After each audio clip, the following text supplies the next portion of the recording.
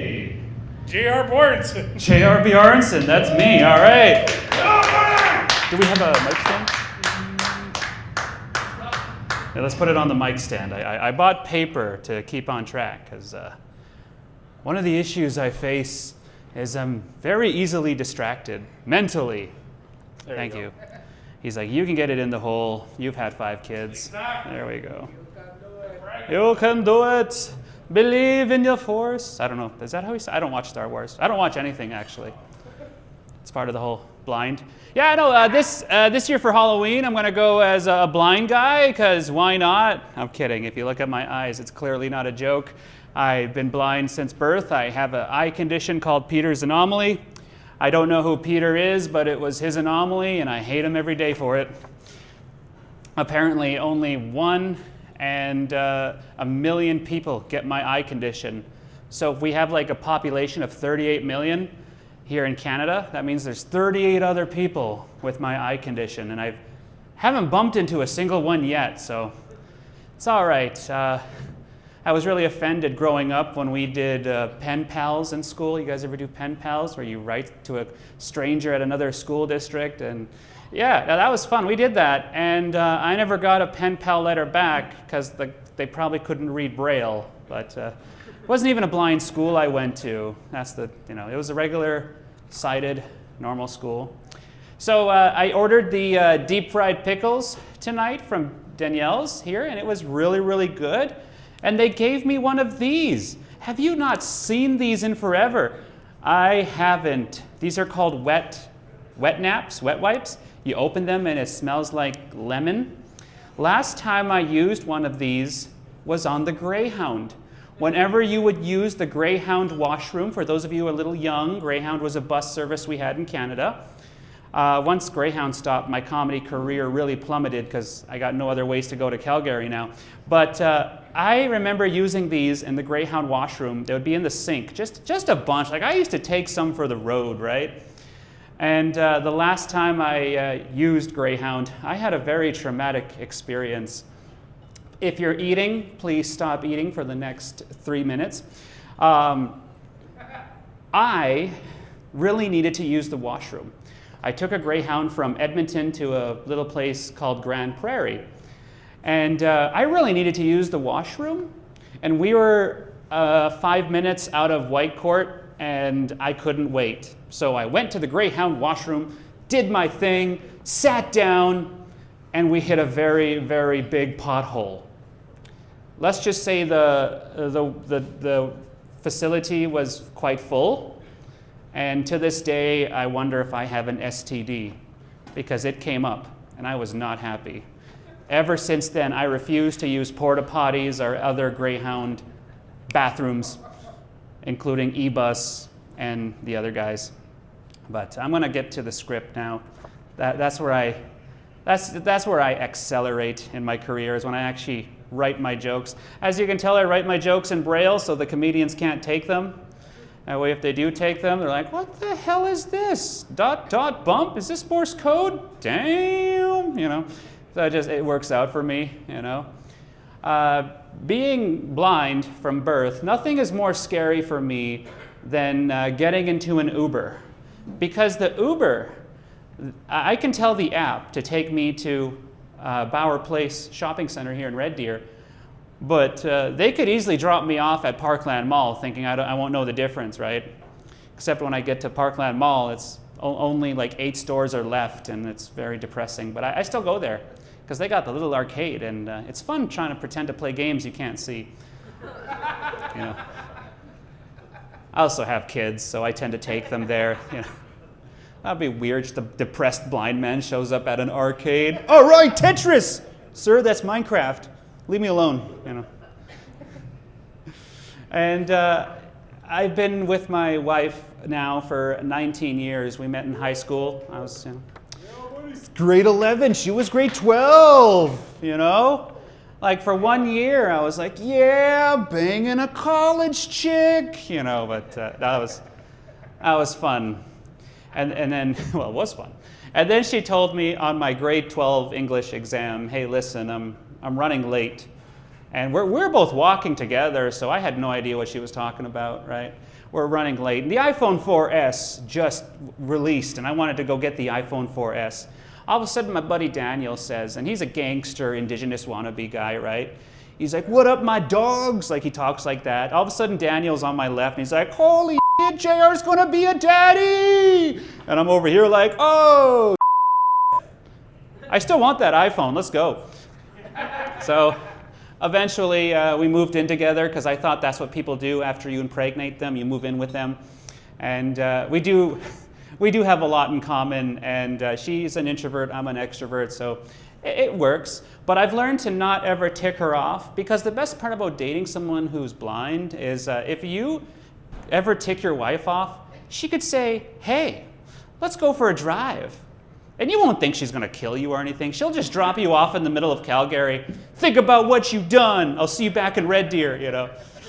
But I'm happy we haven't got there yet. I was raised by two women. Growing up, I was raised by my mom and my sister. So I always know, yeah, women rule, because I never had a dad growing up. When I was 3 months old, he went out for cigarettes and just never came back. And yeah, no, it was great not having a dad. But now I have 5 kids of my own and 4 boys and a girl, and I'm still in their lives, so I'm doing better than he is. And the stupid thing about having a dad who wasn't there for you is I was his only living son. So when he died, I got a call from the Alberta government funeral home, and it's like, "Hey, your dad died." And I'm like, "Oh, great. I guess he got his cigarettes." And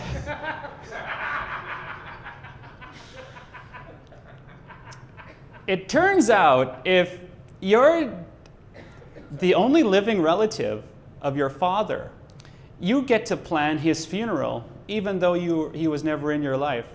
Luckily, his family took over, so I was very grateful for that. I heard Robert talking about AI and just how good it's getting. I thought when I first was dating my wife, my girlfriend at the time, I thought she was a very, very sexy robot. Because as a blind person, I didn't know she had braces until we started hardcore Frenching, right? So we're Frenching pretty hard, right? My tongue is up in her mouth, and I'm feeling these weird metal brackets, and I'm just like, "Holy shit, this is incredible. Maybe this is the God feeling bad that he made me blind, so he just sent a robot down to make love with me." The next day, my friend's like, "So, you dating that girl with braces, eh?" I'm like, "Oh, thank God. All right. She's real. I'll take it." Because that's like my biggest fear, right? Just dating a robot. You can't tell the difference. They're getting really good, you know. At least that's what Robert says. He knows a thing or two about robots. So yeah. Blind dating. Blind dating is really, really fun. I only had to do it like 7 times before I met Mrs. Wright. And when you're blind dating, everybody looks like a 10 until you touch them. You know, so I think we should all do some blind dating. So I'm thinking of opening up a restaurant in Red Deer called Blind Dating. We just won't pay for the power, so you can dine in, fall in love with your lover, and then step outside and, ew, you know, I don't know. Something's there. I know there's something there. This is open mic. Yeah, that's how Camelot used to be. You looked better with armor on. All right. I have an Alberta identification card, and it actually looks like a driver's license. So if any of you are drinking tonight, I'll drive you home. We'll give it a go. You know, we'll see how far we get. Right? You just say left, and if I screw up, your other left. You know, it's a common one I got in high school. Your other left, damn it! I sucked in gym class. You know, dodgeball was the worst sport for me. I hope they never send me off to war, because I'll do a lot of friendly fire. I just got to be careful. They wouldn't give me a gun. God, I hope not anyway.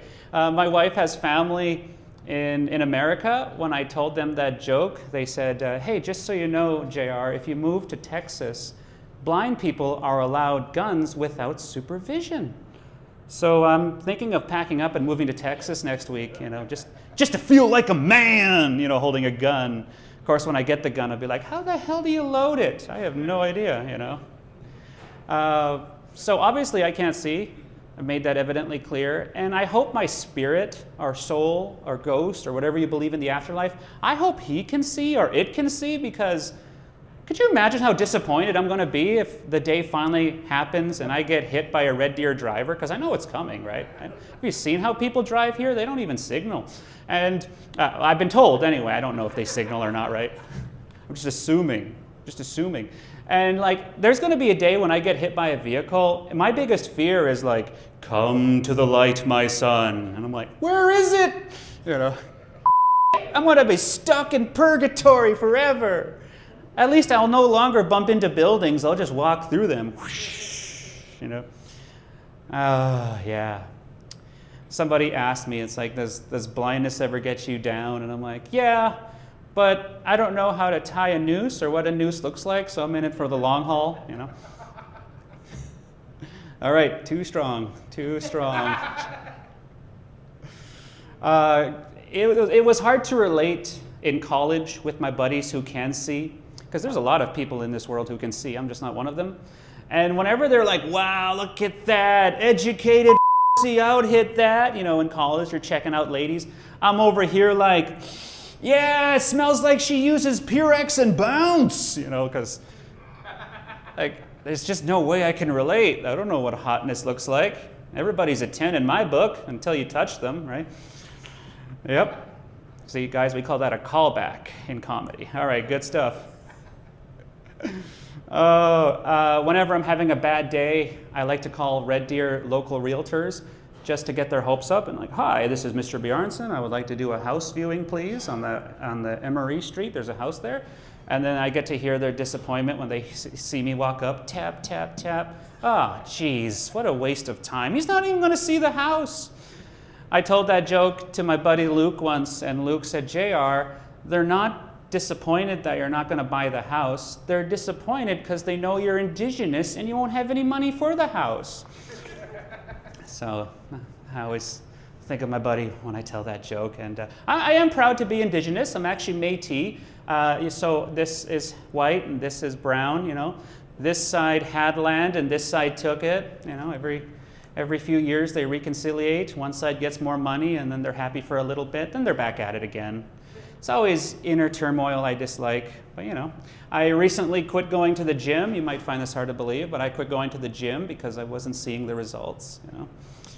Yeah, what's a blind comedian without blind humor, am I right? But don't worry, the people at the GH Daw gym are very inclusive. They let me work out in front of a mirror, which I found motivational. Could have been a window, but you know, I'll take it. Anyway, if you want to see more of my stuff, comedy is going really well for me, so I recently started an OnlyFans. It's onlyfans.com/until you've touched them. And when you get there, there's a $300 charge because people ask, how do blind people have sex? Well, I basically show you, but I welcome you into my world. I leave the lens cap on. All right, good stuff. All right, guys, that is my time. This is JR, and let's bring up your host. Thank you. I'll figure it out. I'll go by feel. Let's see right here. Okay, good. Follow my sound. Yeah, keep going. Follow my sound. Oops. Oh, nice. Okay. Thank you.